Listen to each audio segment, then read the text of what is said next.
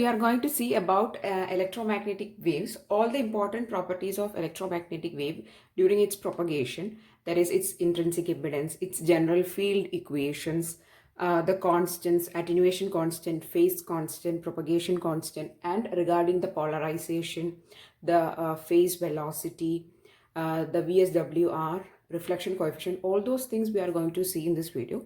So this is a very important video concerning to the electromagnetic theory subject. A major portion of EMT is actually included in this video. So if you are preparing for GATE exams or ISRO exam or any competitive examinations, please do watch this video till the end. Okay, so we'll start with discussing what is actually an electromagnetic wave. Electromagnetic wave means it is a wave which consists of electrical and magnetic field, and it is used for transmitting of some information or some energy. Okay, so that type of waves are called EM waves or electromagnetic waves. So from the name itself it is clear, it is having two fields, electrical field and magnetic field. So I have included the equation for electromagnetic waves, fields equations for electric field and magnetic field in S domain and also in the time domain. Now, if you find it difficult to study, you can actually relate these two field equations and you can study. Okay, so the first one is electric field. So this is in the Z direction. The electric field, that is this wave is traveling in the Z direction. Okay, so it is having a electric field ES of Z is equal to E0, which is the magnitude of electric field into e raised to minus alpha Z into e raised to j omega t minus beta z I cap of x. So the electric field is in x direction. Then h of s, that is hs of z, is the magnetic field equation, is equal to E0. Sorry, it is H0. It's not E0. It is H0. That is the magnetic field value or magnitude. H0 e raised to minus alpha z e raised to j omega t minus beta z I cap of phi.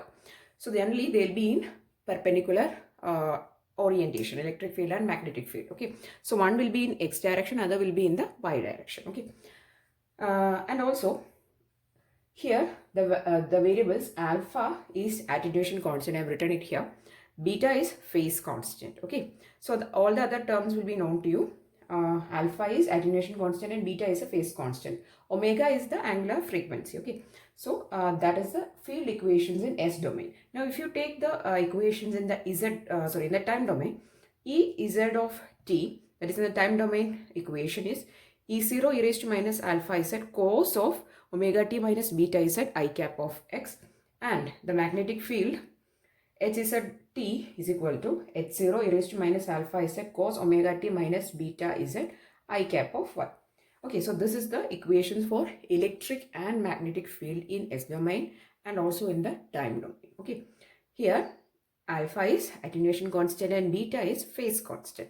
Now what is the values for this attenuation constant and phase constant? Or if you are being asked, that is if you are given such two equations and you are being asked to find the value of alpha and beta, you can find the equation for finding alpha is equal to omega square root of mu epsilon by 2 into again square root of 1 plus sigma by omega epsilon the whole square minus 1. This minus 1 is outside this square root. Okay, so this is the equation to find the attenuation constant. Phase constant beta is equal to omega square root of mu epsilon by 2 into square root of 1 minus sigma by omega epsilon the whole square plus 1.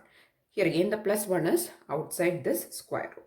There is a bracket here. Okay, so here the terms are omega is angular frequency, mu is the permeability of the medium, epsilon is the permittivity of the medium, sigma is the conductivity of the medium.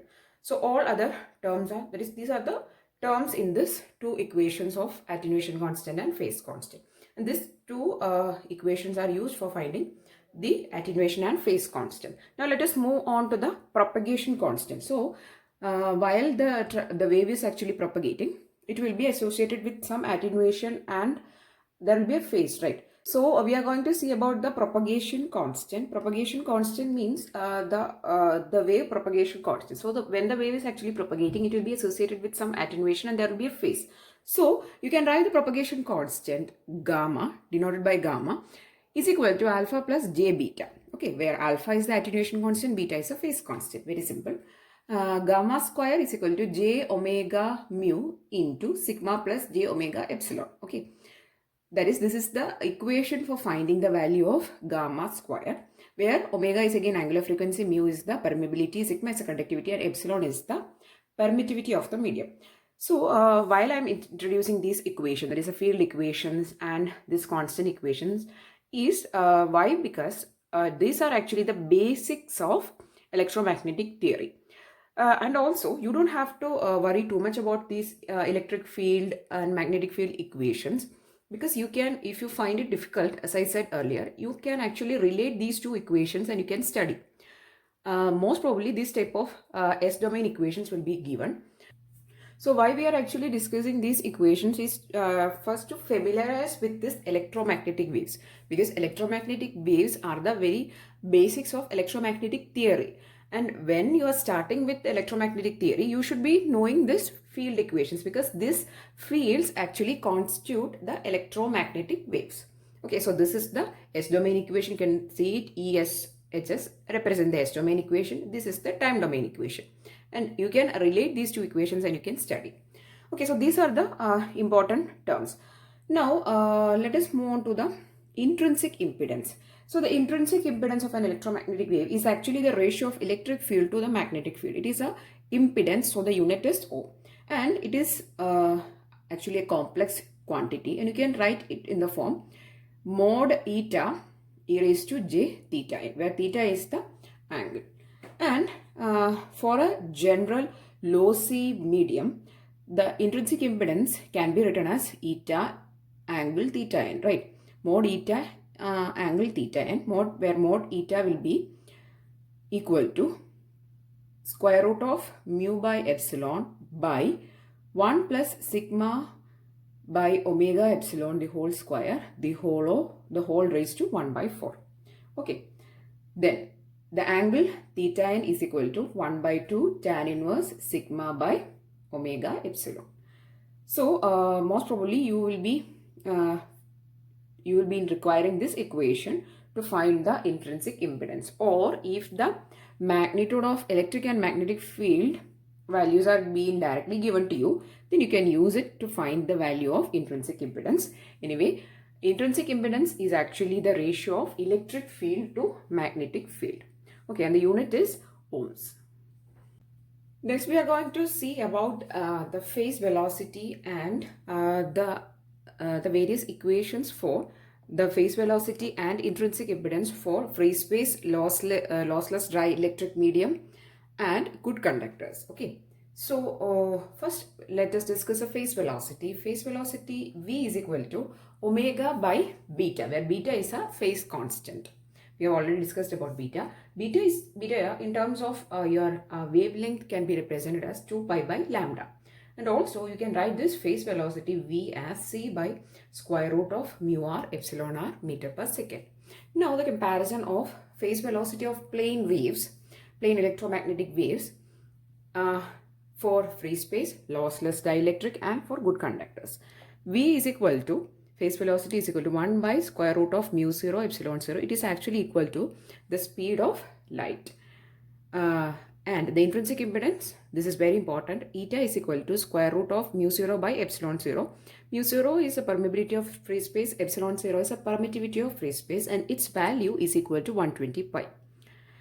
Beta, which is a phase constant, is equal to omega square root of mu 0 epsilon 0. You can also write it as omega by C.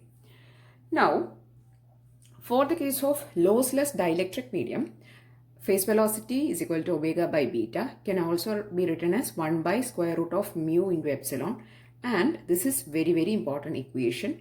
The intrinsic impedance, see, most of the questions when intrinsic impedance is being asked, you need this equation to find the value. Okay, so please note this in square brackets or any important, let us mark it as very important. Eta is equal to 120 pi square root of mu r by epsilon r. You can say this as eta 0. Okay, 120 pi is equal to eta 0. Eta 0, which is a intrinsic impedance of wave propagating through free space. Okay, here it has been written. You can also write this as eta 0 if you want. Okay, so eta 0 square root of mu r by epsilon r. Now for the case of good conductors, V is equal to omega by beta, and the value is square root of 2 omega by mu sigma, where mu is permeability, sigma is a conductivity. Eta is equal to square root of omega mu by sigma angle 45 degree. So you know that intrinsic impedance, I have told that intrinsic impedance is a complex value. So it is like this for good conductors. And alpha is equal to beta, that is alpha is an attenuation constant, beta is a phase constant, and its value is equal to square root of omega mu sigma by 2, and it can be written in terms of the frequency of operation, square root of pi f mu sigma. Okay, always know that mu is a permeability, sigma is a conductivity, epsilon is the permittivity. Okay, and omega is the angular frequency. So whenever you are seeing these terms, you should be knowing that this is the conductivity, this is the permeability, this is the permittivity likewise. Okay, so these are the important equations, and the most important equation out of this is this one, which is the, because most of the times, 90% of the time I have seen this equation that is useful for solving the numericals. Okay, so please note this equation down. Next, we are going to discuss about some of the very important topics which we actually require in the entire electromagnetic theory. Okay, so please do pay that much of attention. First one is skin depth. Okay, so while I was doing the numericals of electromagnetic theory, these terms or these concepts has already come into play various times. Okay, so first one is skin depth. Skin depth, what is actually skin depth? We know that the conductors will allow current to pass through them. Okay, and when the current is actually passing through these conductors or this medium, in general, this current or this amplitude of the wave will undergo some degradation, right? So skin depth is actually the depth at which the amplitude of the signal or the wave will get reduced to 36.8% of its initial value. That is a definition for skin depth. Or it is the in general, if you don't want to say this thing, that is the percentage value. Skin depth is the depth at which the amplitude of the wave will get degraded to a particular value, or it will get degraded. Okay, so that depth is called skin depth, and this skin depth is a very frequently asked area of question. Skin depth is represented using delta is equal to 1 by alpha. Alpha is a attenuation constant, and this equation is very important. 1 by square root of pi f mu sigma meter. It is a depth. Okay, so the unit is meters. Now next, surface resistance, or it can also call it as skin resistance. Okay, that is the resistance of the material on the surface. Rs is equal to 1 by sigma delta, where sigma is the conductivity of the material, delta is the skin depth, and it is given by square root of pi f mu by sigma. Here f is a frequency of operation, mu is a permeability, sigma is a conductivity. Unit is ohm per meter square. This much is the surface resistance per meter square. Next one is a very important topic, reflection coefficient. Now consider that a wave is traveling from one medium to another medium. This is one medium 1, this is second medium. Okay, so the wave is actually it is wanting to travel from medium 1 to medium 2, but what happens is that due to some properties of this interface, it will get reflected back to the medium 1 itself. Okay, so this reflection will can be measured with the help of reflection coefficient. Okay, I hope the concept is clear. This is a very simple method of explaining reflection coefficient. Now this reflection coefficient we denote in terms of the electric field vectors of this incident and the reflected wave. Okay, so the reflection coefficient is represented 90% of the time using this letter called tau. Tau is equal to ER by EI. ER is the electric field of the reflected wave, this one. Okay. Then EI is the incident wave. Then eta 2 minus eta 1 by eta 2 plus eta 1. Don't get confused it with the refractive index. It is not refractive index. This is the intrinsic impedance of medium 2. Eta 1 is the intrinsic impedance of medium 1. So this is eta 2 here. This is eta 1 here. So this we are actually calculating this is the coefficient of the reflection, that is called reflection coefficient. Okay, so eta 2 minus eta 1 by eta 2 plus eta 1. Also in terms of the this is intrinsic impedance, right? In terms of the permittivity of the medium, square root of epsilon 1 minus square root of epsilon 2 by square root of epsilon 1 plus epsilon 2, square root of epsilon 2. Okay, so this is the value for the tau in terms of the permittivity of the medium. Okay, I get confused with permittivity and permeability. So whenever I start saying any of these terms, I got stuck. Okay, I'll get stuck. Okay, so this is the reflection coefficient. Now all the waves may not get reflected back. Some waves will also get transmitted to the second medium. This can also happen, right? So the transmission coefficient we have to discuss now. The transmission coefficient is represented using T is equal to ET by EI, that is the electric field of transmitted wave. This is the transmitted wave, ET by incident wave is equal to actually 1 plus reflection coefficient. T is equal to 2 eta 2 by eta 2 plus eta 1 is equal to 2 times, that is, this can also be written in terms of the permittivity, is equal to 2 square root of epsilon 1 by square root of epsilon 1 plus epsilon 2. Now this is the reflection coefficient and this one is the transmission coefficient. Okay, so we are discussing two important terms here. Next one is the most important one which I have given in box. That is a standing wave ratio. I am sure that if you have at least seen one question paper, you may have heard of this term, or specifically VSWR, voltage wave standing ratio. Okay, so the wave, that is a general wave, we can classify it as voltage waves and current waves. Okay, so when the voltage wave is actually generating some standing waves, means it is denoted or measured using voltage wave standing ratio. Or if current waves is being generated, we call them as current wave standing ratio, but we generally don't call it using current wave standing ratio. We call it as standing wave ratio only. Okay, but for voltage waves we generally use voltage standing wave ratio. Okay, so the standing wave ratio in general for both the current and voltage, standing wave ratio is equal to S is equal to 1 plus modulus of reflection coefficient tau by 1 minus mod tau, that is 1 plus mod tau by 1 minus mod tau. Okay, so now why these standing waves are actually getting generated. Okay, I have explained in detail in one of my previous videos. I'll share that link in description box. Okay, I've also discussed how to plot that standing wave ratio in Smith chart. So standing waves, I'll explain once again. See here, this wave is actually wanting to pass to the medium 2, but it got reflected, right?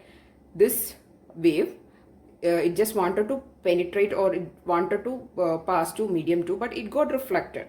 So there can be continuous transmission and reflection. Okay, the wave is getting transmitted, the same wave is reflecting back, it is again transmitted, reflecting back. So transmission and reflection is continuously and very speedily happening. So when this wave is traveling in one direction, again in reflection, that is, again it is getting reflected. So both direction the wave is actually moving. I'll draw it a little more neatly for you. See, the wave is actually getting transmitted in this direction, that is the incident one, and also it is getting reflected back maybe in the same direction or in the same path. Okay, so this will appear like a standing wave. It may appear that the wave is not actually moving due to this front and back motion of the wave, that is the incidence and the reflection of the same wave, it may appear that the wave is not actually moving. Okay, so this will actually tend to seem like a standing wave. The wave is still. We'll feel that this wave is actually not moving or it is still.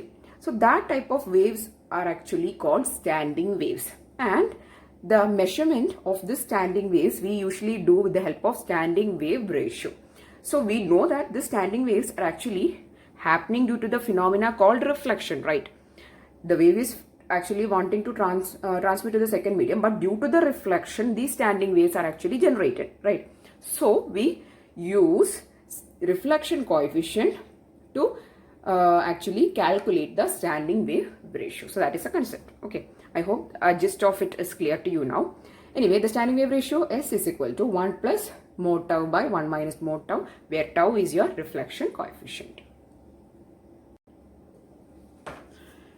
Next, we are going to discuss a very important theorem which is called Poynting theorem and also Poynting vector. So what is actually Poynting theorem? Poynting theorem states that Poynting theorem states that the net power flowing through a volume V, I've actually written in terms of equations. So this is actually, I'm giving you a tip when you are preparing for an examination, and if you have one one definition to study, try to make a small equation of that definition so that it will be very easy for you to remember. Okay, so here I have written this Poynting theorem actually in form of an equation. You can see here net power in volume V is equal to ohmic loss plus time rate in decrease of stored energy in V. Very easy to remember. Okay, these type of tricks you have to apply whenever you are studying these difficult subjects like electromagnetic theory. For other simple subject you don't need this much of tricks or tips, but when you are studying difficult subjects, maximum maximum effectively make notes and maximum small and easy tips you have to apply while studying the theorems and equations. And also I'll give you another tip while discussing the next topic. Okay, so the Poynting theorem states that the net power flowing out of the, it is not in, the net power flowing out of volume V, okay, is equal to the ohmic loss, the total ohmic loss plus, that is the sum of ohmic loss plus time rate of decrease in stored energy in V. I'll explain it once again. That is, a net power flowing out of a particular volume is equal to the ohmic loss in that volume plus the time rate of decrease in stored energy in V. Okay, so how fast the energy is decreasing and plus the ohmic loss will constitute to the total power flowing out of that volume. We can represent Poynting vector P is equal to E cross product H. Okay, E cross H, where E is the electric field, H is the magnetic field. Okay, next, the instantaneous power at any point of time P is equal to E square by E0 square by eta cos square omega t minus beta z I cap of Z. Okay, it is in the Z direction. So this is the equation for finding the instantaneous power. Next, we are going to discuss about polarization, which is a very important topic. We will be seeing what is linear polarization, what is circular polarization, what is elliptical polarization. Next, we are going to discuss one of the very important topics, that is called polarization. Many people don't even actually know what is polarization. We'll discuss from the basics, but in a very effective manner. Okay, polarization means it is actually the orientation of electric field vector at a fixed position in space with respect to time. That is a definition for polarization. I'm not writing all the definitions in the board, but if you want to note this down, please note this while I'm saying. Okay, so I'll tell it once again. Orientation of electric vector or electric field vector at a fixed position when the wave is traveling at a fixed position. If you are seeing the orientation of the electric field with respect to time, then you can actually find whether the wave is in which polarization, whether it is linear or circular or elliptical. Okay, see, these are the three important categories of polarization. The first one is linear polarization, means here the orientation of electric field will be either in theta is equal to 0 degree, sorry, it is phi is equal to 0 degree or phi is equal to 180 degree. Okay, so that is the orientation. It is electric field is having a linear orientation for linearly polarized electromagnetic waves. Okay. So that is the case for a linearly polarized waves. But when the wave is having orientation or angle is equal to plus or minus 90 degree, here the angle is for electric field. Okay, it is having plus or minus 90 means it is circularly polarized, and the magnitude of electric field in x direction is equal to y direction is equal to E0. Okay, we know that circle means having same radius, right? So just think about that to keep this in mind. Ex0 is equal to Ey0 is equal to, consider there is x and y, both magnitudes are same. Okay, so that forms a circle. Just think that to remember. Okay, so Ex0 is equal to Ey0 is equal to E0. And also for elliptical, the angle is again phi is equal to plus or minus 90 degree again. But here the field values Ex0 is not equal to Ey0. So that is a basic classification based on linear, circular and elliptical. Now let us see the equations. So here the linear polarization will start from here. The linear polarization can again be classified as whether the electric field is parallel or it is perpendicular. When the field is parallel, it is in the x direction. When the field is perpendicular, it will be in the y direction. And the field in the other direction will be equal to 0. Okay, so parallel polarization means in the x direction, Ex is equal to Ex0 cos omega t. Here, Ey is equal to 0.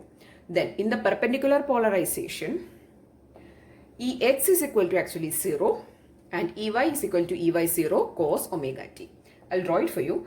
When it is parallelly polarized, the wave will be, or the electric field will be in this direction. When it is in the that is when it is perpendicularly polarized means it will be in the y direction. Okay, so these are some tips to remember, or these are actually the things which you need to know.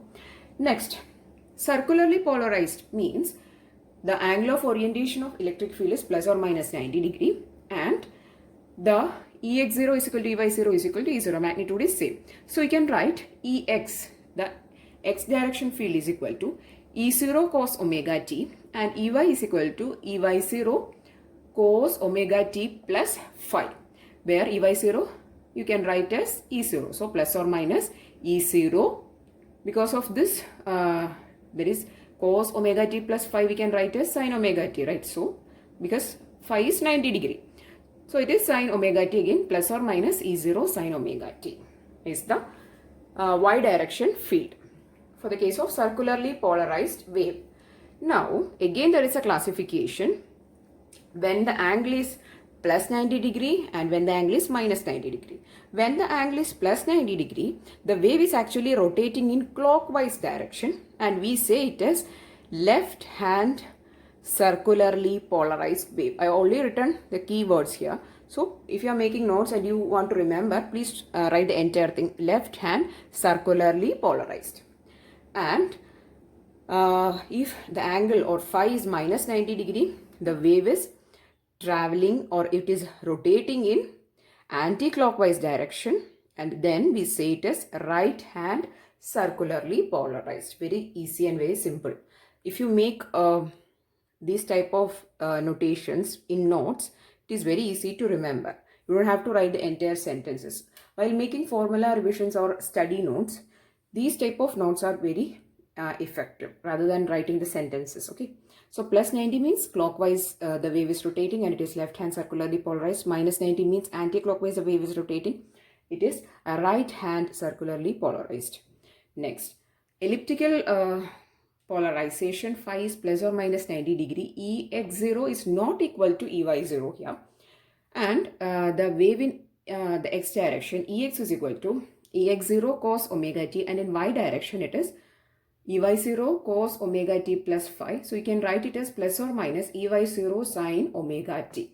Here you cannot write EY0, EX0 as E0. So you have to keep it as the same values. Okay. Next, again, just like this, here also we can say the wave is left hand or right hand elliptically polarized based on the angle. If the angle phi is plus 90, it is left hand elliptically polarized. Here also same. So it is very easy to study if you relate these two terms or these two polarizations. If phi is minus 90 means it is right hand elliptically polarized. This is left hand elliptically polarized. Minus 90 is right hand elliptically polarized. So these are the important polarizations. And the next tip I want to give is that when you are studying some topic, some broad topics in which there is a lot of classifications, draw a structure like this. See, here you can see the polarization is a main topic. In that, the subtopics are linear, circular and elliptical, right? So if you make these type of divisions or chart, it is very easy for you to remember also. While you're sitting in the examination hall also, this picture will come to your mind. But if you are writing long sentences, it is very confusing, and for end time revision, it is very difficult. So please make these type of charts while you are studying such broad topics, okay? Just like this polarization, and in this there is linear, circular, elliptical, likewise, okay? So this was the second tip just I wanted to share with you. If you want to implement it, if you can implement, otherwise you can use a different method also. Okay, so these are the important topics which we need to study under the electromagnetic wave properties and the various things. We have discussed about reflection coefficient, we have discussed about the standing wave ratio, transmission coefficient, and polarization is again a very broad topic or area. So we have discussed all these in this video, and there is also some other topics which we have not discussed actually in this EM area or in this topic. That is actually Snell's law. We have not discussed about total internal reflection, because all those things which we have already discussed in the optical communication videos. Okay, so that's why I have not included that in this video. Anyway, these are very important topics which all the topics which we have discussed in this video. So if you're preparing for any examination, please do refer these videos and please do make notes of these topics also. Okay, so I really hope that you found this video useful. If yes, please do share this video maximum and also give it a thumbs up. And if you want more videos, please do subscribe to the channel. Thanks for watching. Keep on watching.